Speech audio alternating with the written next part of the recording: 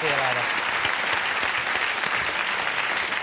OK, well, you're all looking confident in your answers. Let's see how misplaced that confidence is.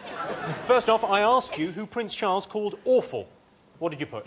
Nicholas Winchell. I think he's the BBC correspondent who was out there at the time. And he does strike... I've never met him. He seems a bit awful from what I've seen on TV. OK, I and... think he looks like a Denise? right wanker. He looks like what, sorry? A right wanker. You're saying it posh because we're talking about the royal family. Yes. I wonder if the Queen ever talks dirty to Philip when they're... Of course she does. She goes, I want it harder, you bastard.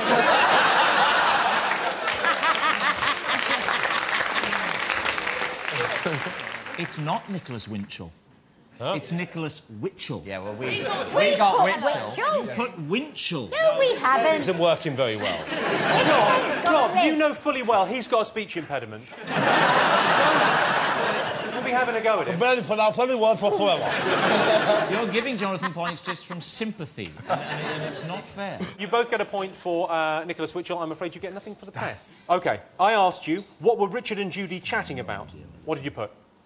We put Paula Radcliffe, but really, to be fair, they could have been chatting about just about anything, but we thought pasta or something, she was... Because she stopped to have a little Jimmy, Dump. didn't she? No, she didn't have a dump. You can't stop and have a dump in a marathon. She did a wee. It was a wee. How could she stop and do a dump? It was. She had a dump. She had a dump. She did not have a dump. She did. Sorry, this is getting too much like Newsnight Review. The sad fact is it was a watery shit. Yes,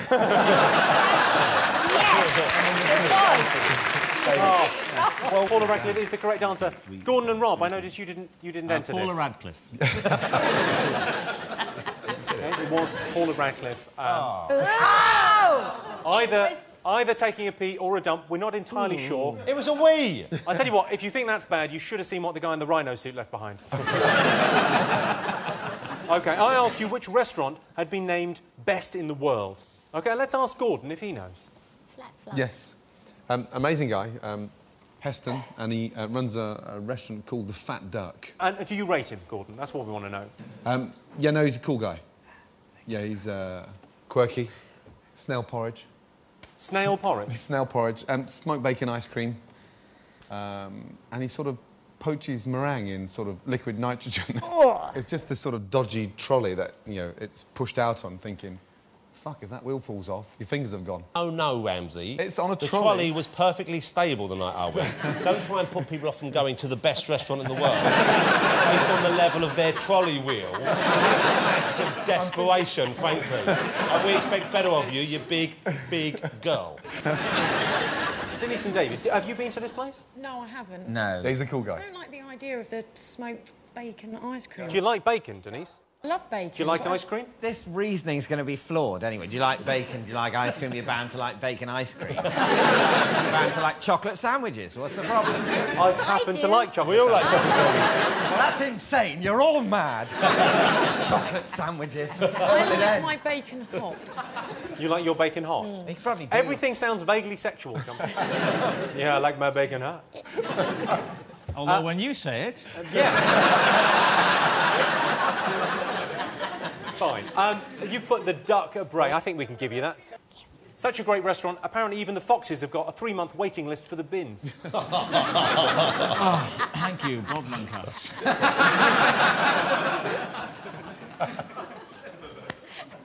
Fuck off. I think you'll find there's like a 3-second period after which fuck off is not an adequate comeback. You may as well have done that in the car on the way home.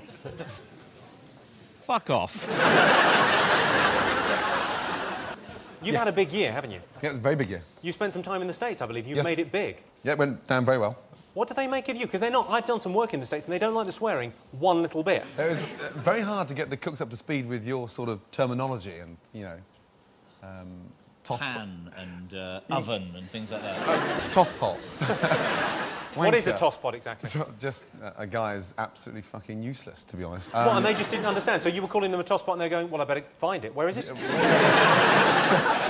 Where's the toss pot? He needs the toss pot. He needs the fucking toss pot now.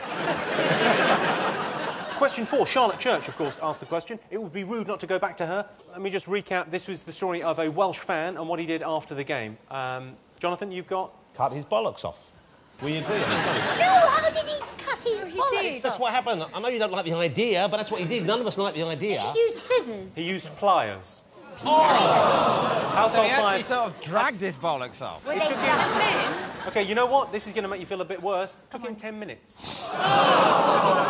Look, if a job's worth doing, it's worth doing well. Didn't he then Jimmy. take his bollocks in a bag into the pub to show his friends? Yes, he did. Well, actually, it's worse than that, Denise, because he took his bollocks round to a friend's house in a bag of peas, and his friend wasn't in.